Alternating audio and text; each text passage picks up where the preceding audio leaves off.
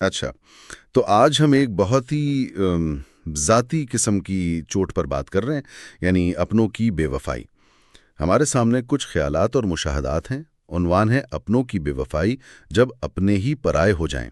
تو آئیے ذرا ان نکات کو کھولتے ہیں، سمجھتے ہیں کہ ان ذرائع کی روشنی میں یہ جو اپنوں سے ملنے والا دھوکہ ہے، یہ اتنا الگ، اتنا گہرا کیوں محسوس ہوتا ہے؟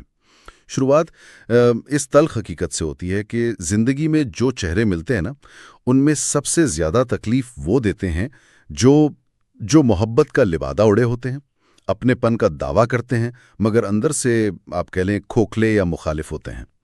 ان نقابوں کے پیچھے کی جو سچائی ہے، اس کا سامنا کرنا واقعی بہت مشکل ہے۔ جی بالکل۔ اور یہ احساس جو ہے یہ کسی اجنبی کے فریب سے کہیں کہیں زیادہ شدید ہوتا ہے۔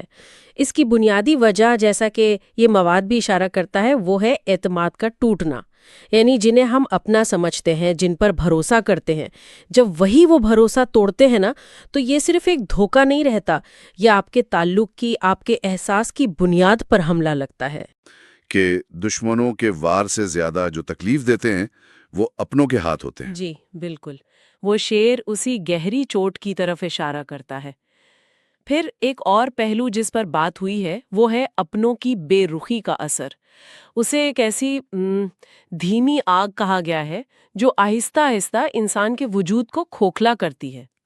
دھیمی آگ۔ جی، اور اس میں ایک پیچیدگی یہ بھی ہے کہ انسان شکایت کرے تو کس سے کرے؟ اکثر سننے والے یا تو خود مسئلے کا حصہ ہوتے ہیں یا پھر وہ اس درد کی گہرائی کو سمجھ ہی نہیں پاتے۔ ہاں یہ تو ہے، یہ بے بسی کی کیفیت واقعی تکلیف دہ ہوگی۔ تو مطلب یہ ہوا کہ غیروں کے دیے زخم شاید وقت کے ساتھ بھر جائیں، مگر اپنوں کی بے وفائی وہ ایک مستقل کسک چھوڑ جاتی ہے۔ ہاں، ان ذرائع کا تاثر تو یہی ہے کہ یہ ایک ایسی چبھن بن جاتی ہے جو آسانی سے نہیں جاتی۔ یہ وہ زخم ہے جو دل کی گہرائیوں میں رہتے ہیں۔ آنکھوں سے جو آنسو بہتے ہیں نا، یہ ان سے بھی زیادہ گہرے ہوتے ہیں۔ لیکن کیا اس سارے تلخ تجربے کا کوئی آپ کہیں مثبت پہلو بھی نکلتا ہے؟ مطلب کیا اس سے کچھ سیکھنے کو ملتا ہے؟ یہ ایک دلچسپ سوال ہے اور یہ مواد اس طرف اشارہ کرتا ہے۔ جی، کہا گیا ہے کہ یہ دھوکہ اپنی تمام تر تکلیف کے باوجود ایک سخت استاد بھی ثابت ہوتا ہے۔ اچھا، کس طرح؟ اس طرح کہ یہ تجربہ سکھاتا ہے کہ مستقبل میں لوگوں کو صرف جذباتی لگاؤ کی بنیاد پر نہیں پرکھنا چاہیے، بلکہ عقل اور سمجھداری کی کسوٹی پر بھی پرکھنا چاہیے۔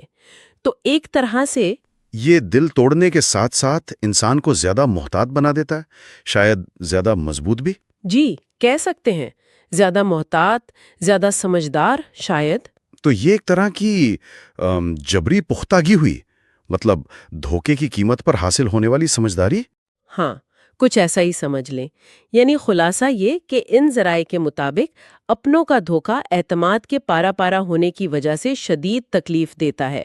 اس کے نشان دیر تک رہتے ہیں، مگر یہ زندگی میں لوگوں کو پہچاننے کا اور تعلقات میں زیادہ حقیقت پسندی سے کام لینے کا ایک اہم سبق بھی دے جاتا ہے۔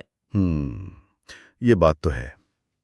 اچھا، یہاں ایک گہرا سوال ذہن میں آتا ہے جس پر شاید غور کیا جا سکتا ہے کہ جب اپنے ہی اعتبار کی یوں دھجیاں اڑا دیں تو کیا انسان دوبارہ کسی پر مطلب مکمل اعتبار کرنے کے قابل رہتا ہے، یا پھر مستقبل میں اعتبار کی تعریف ہی اس کا طریقہ ہی ہمیشہ